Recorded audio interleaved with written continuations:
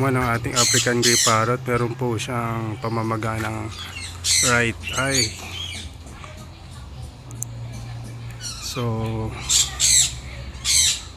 ang ginawa po namin, nilagyan namin ng aloe vera yung mata niya na namamaga. So yung tirang aloe vera naman, pinapakain namin since herbal naman yon at may mga healing benefits. At i-update po namin kayo if ever nag-improve yung kalagayan nyo, kailangan talaga dali namin na to sa vet. So kaya po basa-basa yan dahil ano yan, nag-i-struggle kung paano namin malagyan ng aloe vera juice yung kanyang mata. So yan, sana gumaling na si Solo dahil hindi kami sanay na ganyan siya, na may parang pasa yung mata na nasuntok ni Pacquiao. Ayan. So wala lang alala kami niyang kahapon, pero hopefully gumaling at huwag niyang kamutin. So Solo, pagaling ka ha, Solo.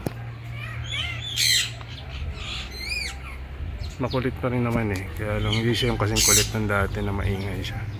So ayun lang talaga, kahapon din na nagdidilat siya, maayos. Ngayon medyo nagdidilat niya na. Medyo hindi lang nga ganun kaganda yung natigil na siya sa mata niya natin. Solo, kamusta? Ang binugbog ka ng shota ba? Solo. Solo, hapon to ng second day ng kanyang pamamaga ng mata. So nakita nyo, nakabuka na yung mata niya ngayon. So maga pa rin yung paligid, pero hopefully patuloy siyang makarecover.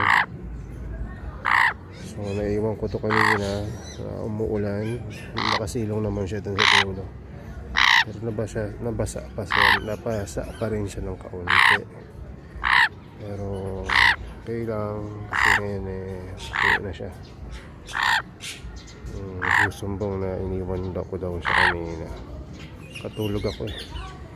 Nagawa kasi ako na itong growing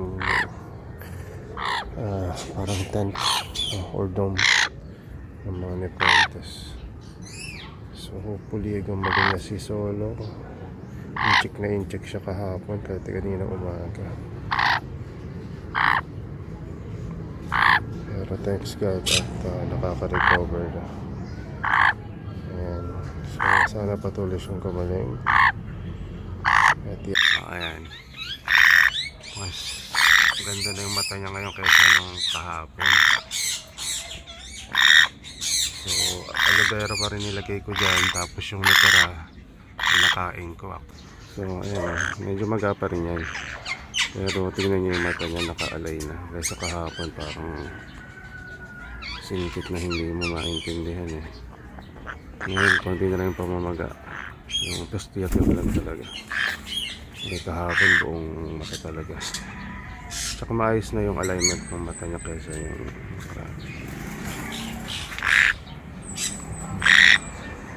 mukha pa rin siyang full job.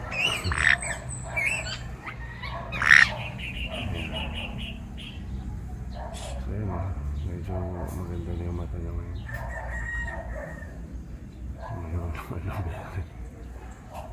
Naninila ko yan, pero talagang namamala-mala siya nung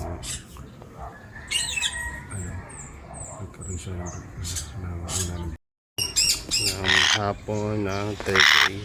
Hindi naman magpakita. Ito binidyo kasi nakikita yung face niya dyan eh. Ayun na naman yung nahihiya siguro siya.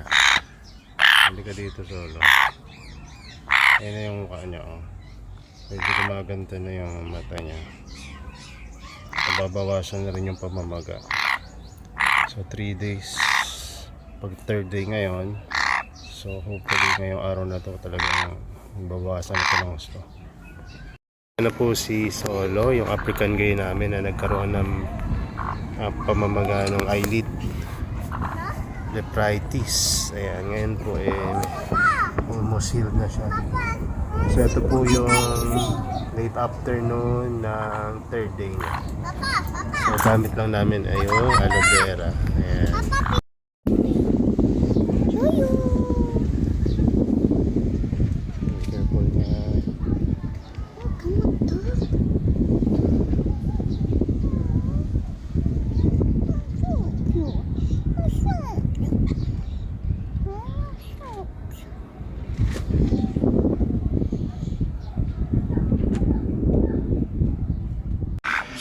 So ito na po yung itsura ni Solo. So halos wala nang pamamagayan, almost normal na. So ngayon, papainumin ko siya na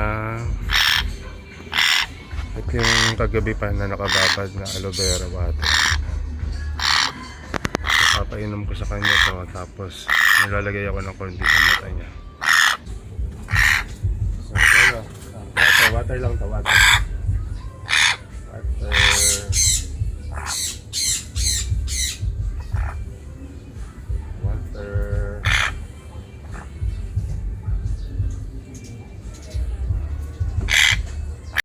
Solo nung gumaling na yung kanyang blepharitis o yung pamamaga ng mata. Napaliguan ko na rin to kanina, kaya nabawasan na yung paninilaw no mata, yung right side, no? Ito, ayan, side na yan. Ayan, no? Nabawasan na yung paninilaw kasi nga na banlawan na natin ng tubig. So hindi ako naglalagay ng any chemicals sa pampaligo niya. Rainwater lang pampaligo ko dito, tulad sa ginagamit natin sa mga halaman. So mas masiglan na siya kaysa dati. Kumakain na rin ng marami. Actually kahapon first time niyang kumain na mag-isa, no? So hinahanap ko kasi to. So kumakain na siya mag-isa dahil nga dinayet ko siya ng wala namang isang araw, no? Mga 8 hours lang na mga 2 syringe lang pinapakain ko sa kanya na aloe vera para malinis yung sistema niya. No, after ng siguro mga 5 oras, 6 na oras, gutom na kasi sinama pa namin to sa labas. Pag uwi namin, pagkatimpla ko nung dapat ilalagay ko sa syringe na formula, hindi niya na nahintay, kinain niya na mag-isa. So ngayon pangalawang araw niya na kumakain mag-isa. So tinitimpla ko na lang, tapos doon nilalagay ko sa lalagyanan niya ng kainan, yan na kumakain mag-isa.